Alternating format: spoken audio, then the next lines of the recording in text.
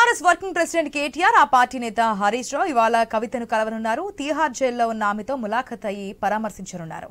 అటు సిబిఐ సకాలంలో సరైన ఛార్జ్షీట్ దాఖలు చేయనందున తనకు డిఫాల్ట్ బెయిల్ మంజూరు చేయాలని కోరుతూ కవిత పిటిషన్ దాఖలు చేశారు. దీనిపై రేపు తుది వాదనలు జరగనున్నాయి.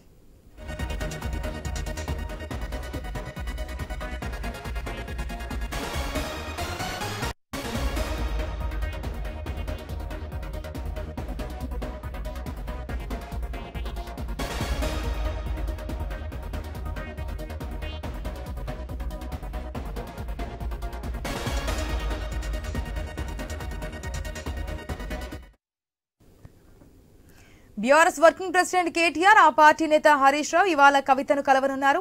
తీహార్ జైల్లో ఉన్న ఆమెతో ములాఖత్ అయ్యి పరామర్శించనున్నారు. అటు సిబిఐ సకాలంలో సరైన ఛార్జ్షీట్ దాఖలు చేయనందున తనకు డిఫాల్ట్ బెయిల్ మంజూరు చేయాలని కోరుతూ కవిత పిటిషన్ దాఖలు చేశారు. దీనిపై రేపు తుది వాదనలు జరగనున్నాయి.